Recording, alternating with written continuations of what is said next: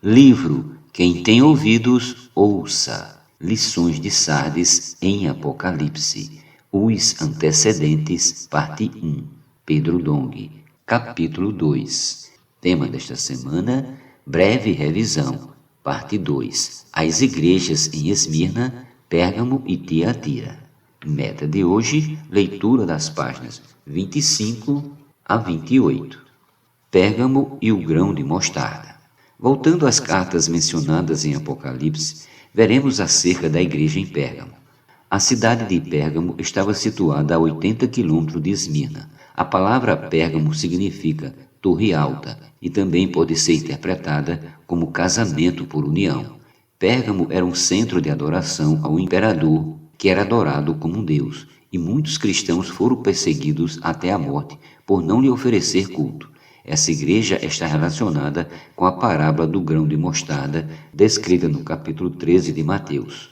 O grão de mostarda é uma semente muito pequena, talvez a menor de todas as sementes. Sendo assim, em uma situação normal, jamais poderia transformar-se numa grande árvore.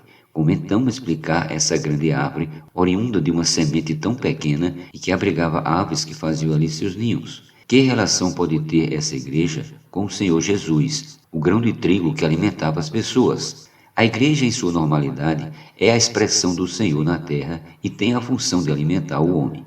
Quando veio ao mundo, Jesus veio como alimento para nós, não para ser uma grande árvore que abriga aves. Portanto, essa hortaliça que cresceu assustadoramente representa um período anormal da história da igreja. E o fato de as aves se alimentarem ali significa que o diabo estava alojado naquela igreja a fim de alterar sua função original e ser a multiplicação do grão de trigo para alimentar as pessoas. Conforme a história, após tentativas fracassadas de destruir a igreja, Roma decidiu unir-se a ela. Esse foi o período de transição entre as igrejas de Esmirna e Pérgamo.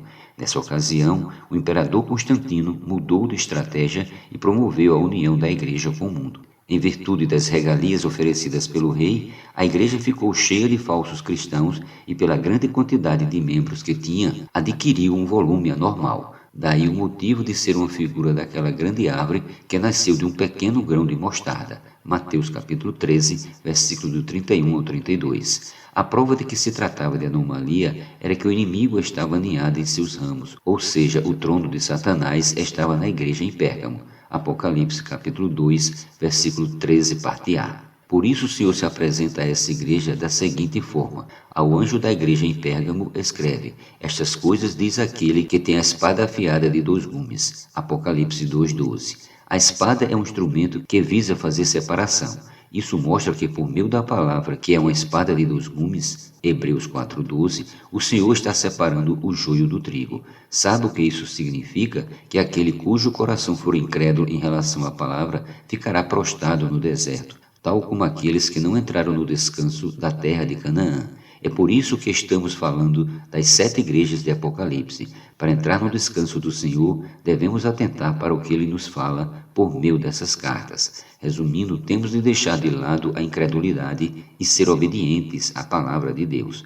Apocalipse capítulo 3, versículos do 18 ao 19. A igreja em Pérgamo também foi repreendida por sustentar a doutrina dos nicolaítas, isto é, o ensinamento de clérigos e leigos que consistia ao apego ao cargo e à posição em detrimento da função e do amor pelos irmãos.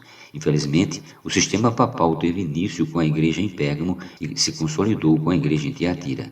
Devido à relação com o Estado, a igreja se uniu ao mundo, apesar de sua natureza celestial totalmente separada das coisas terrenas. Portanto, o povo de Deus não era mais um povo separado.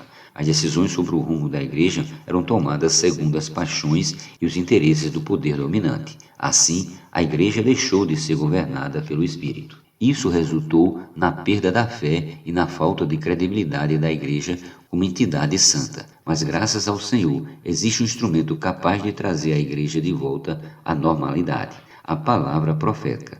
Para vencer a guerra contra o inimigo, precisamos revestir-nos de toda a armadura de Deus. Essa armadura é a palavra e, uma vez equipados com ela, podemos ficar firmes contra as ciladas do diabo. Efésios 6:11. Isso mostra que, para vencer a degradação, a igreja em Pérgamo deveria ter se voltado totalmente à palavra de Deus.